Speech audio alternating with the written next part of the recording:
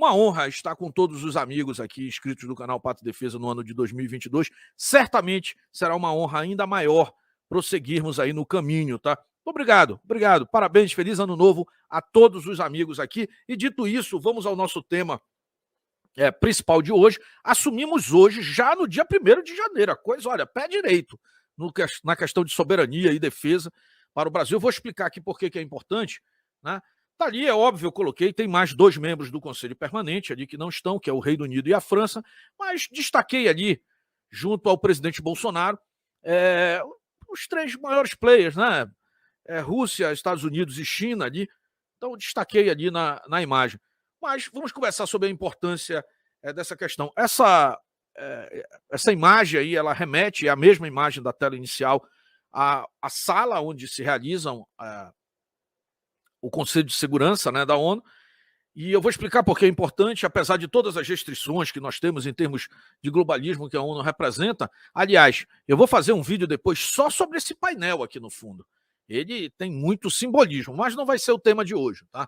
E assim acontecem, né, a reunião do grupo. E agora o Brasil torna a estar nesse assento, e vamos explicar um pouquinho aqui por que isso é importante. Dá like, se inscreve e compartilha, que você vai entender aí. O Brasil retorna ao Conselho de Segurança da ONU após 10 anos. Olha, tinha que ser na época do Dilmão lá para a gente perder essa vaga, né? Mas, graças a Deus, agora retornou. Há anos o Brasil tenta conseguir um lugar permanente no Conselho. Além do Brasil, Alemanha, Japão e Índia também defendem que o Conselho seja ampliado para 19 assentos, né? Isso é uma briga antiga e um desejo do Brasil. Por conta de esse Conselho não ter expandido. Uma das motivações foi criar os BRICS, porque os países que estão nos BRICS, e dos BRICS, o B, a primeira letra é de Brasil, né? É justamente porque os países dos BRICS representam uma porção significativa dos habitantes do planeta, bem como do mercado consumidor e ainda uma fatia enorme da economia mundial. E não estão lá todos os países dos BRICS representados. Por isso, o Brasil ali implantou diversas searas paralelas. Uma delas é os BRICS, mas outros movimentos também foram dados pelo Brasil. Tá? O Brasil recebeu 181 votos dos 190 países que participam da eleição que ocorreu em Nova York durante a Assembleia de número 75 aqui, Assembleia Geral da ONU. 75ª, né? Seria assim. O Brasil volta neste sábado, dia 1º, a ocupar um assento não permanente no Conselho de Segurança das Nações Unidas no biênio 2022-2023, após 10 anos, né, de ausência. Tá? O país foi eleito com outras 9 nações para configurar a parte rotativa do Conselho pelos próximos 2 anos.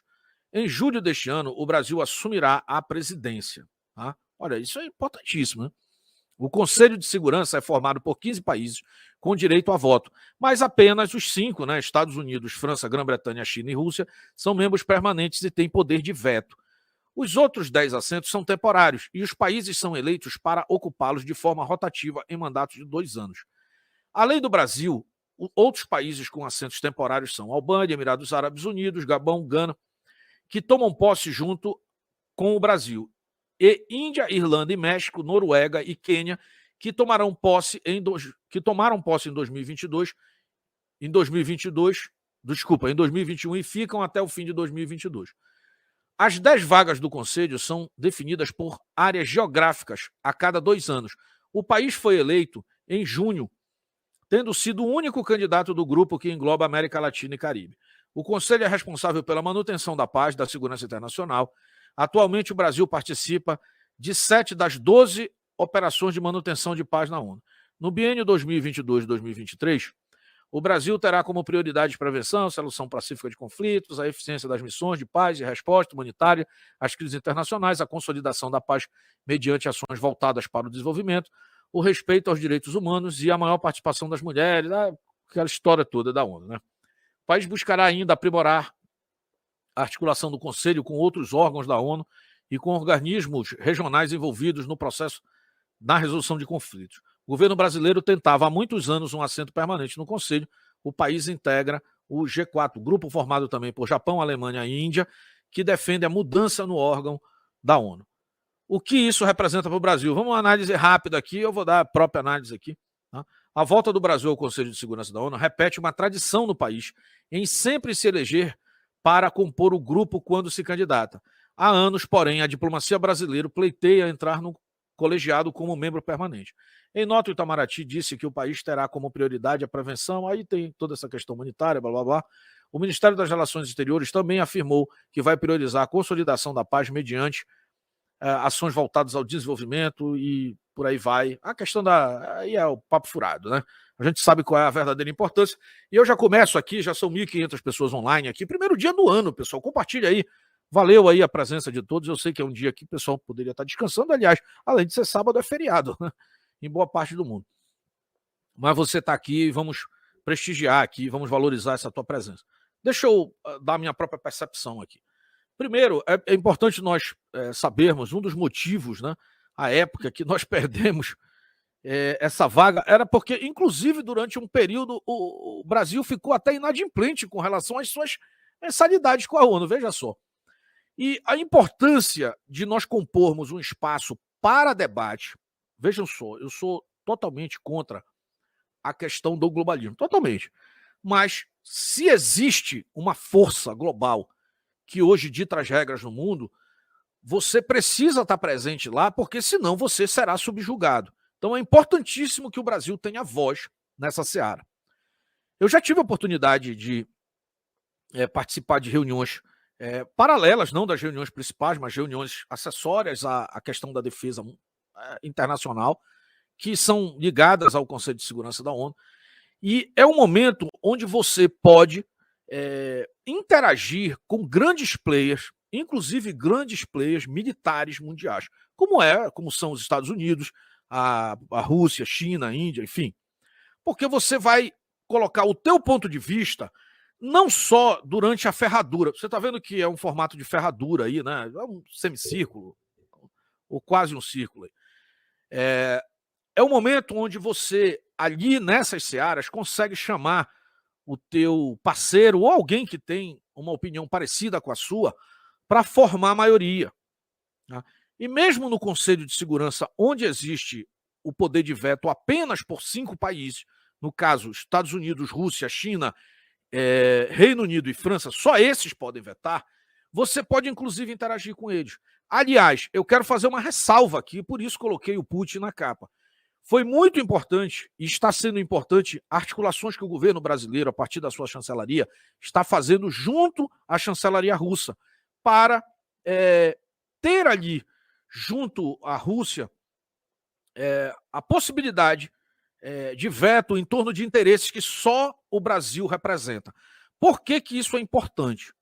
Você vai já entender aí, e o pessoal que é muito torcida de outros países vai ficar um pouco confuso com o que eu vou falar. Mas se você já acompanha o canal Pátria e Defesa há mais tempo, você vai entender. Pessoal, nós temos que entender que hoje os países que mais combatem e impedem o crescimento brasileiro são principalmente países na Europa que veem no Brasil um grande concorrente naquilo que o Brasil tem de melhor, tá? Principalmente no nosso agronegócio. Todas essas campanhas lacradoras, nós vimos agora recente com essa questão do Bradesco aí, que nós inclusive trouxemos aqui para discutir, todas essas questões lacradoras e de competição mundial, esses países não têm interesse de que o Brasil prospere. E, muito possivelmente, qualquer campanha que vislumbre qualquer tipo de interferência global sobre o Brasil, e acredite, elas existem, elas ainda não são do ponto de vista territorial, mas do ponto de vista internacional são várias. Nós estamos descobertos. Inclusive, pode ter certeza do que eu vou te falar aqui. Não conte com Estados Unidos, França e Reino Unido para decidir em favor do Brasil em qualquer questão do Conselho de Segurança, porque são justamente os países que competem conosco no cenário internacional. Então, nós precisamos articular com outros países, deixa eu só corrigir também, Estados Unidos, um grande aliado e um grande parceiro comercial brasileiro, mas se ele tiver que decidir na balança entre prerrogativas que beneficiam o Brasil ou, por exemplo, principalmente do ponto de vista militar, países como o Reino Unido e a França, saiba que os Estados Unidos têm, inclusive obrigações factuais contratadas, porque faz parte os Estados Unidos da OTAN, junto com o Reino Unido e França. Ou seja, jamais as decisões virão em favor do Brasil por parte desses países. Tá? Eu sei que é meio chocante para algumas pessoas entender isso, talvez até mereça um pouco mais de informação, mas é a pura realidade. Então é importante que o Brasil tenha articulação com outros países. Inclusive, nós tivemos agora no final do segundo semestre de 2021, a visita do nosso chanceler ao encontro do chanceler russo lá na Rússia, e um dos assuntos pertinentes foi justamente a relação dentro do Conselho de Segurança da ONU com o Brasil. Olha como é importante essa seara. O Brasil não possui nenhum tipo de acordo militar, de cooperação, de mutualidade com nenhum outro país do mundo.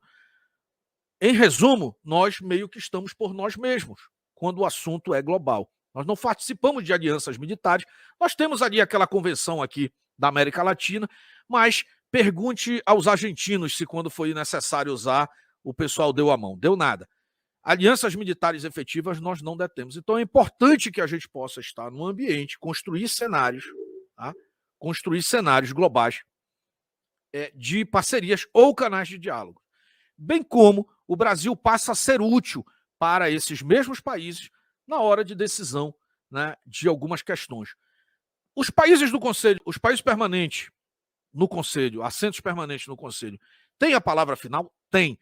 Mas como precisam prestar um papel minimamente humanitário perante o mundo globalizado, há uma tendência a que os acordos firmados dentre os 15 membros sejam respeitados, sob raras exceções. Quando a turma lá tem que meter o pé e invadir um outro país, aí vale o que um dos 5 disserem. Tá?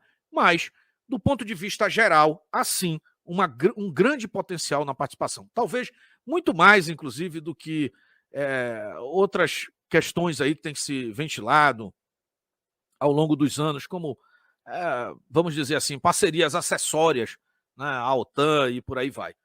É uma posição muito mais firme e que nos permite um diálogo permanente diretamente nas chancelarias.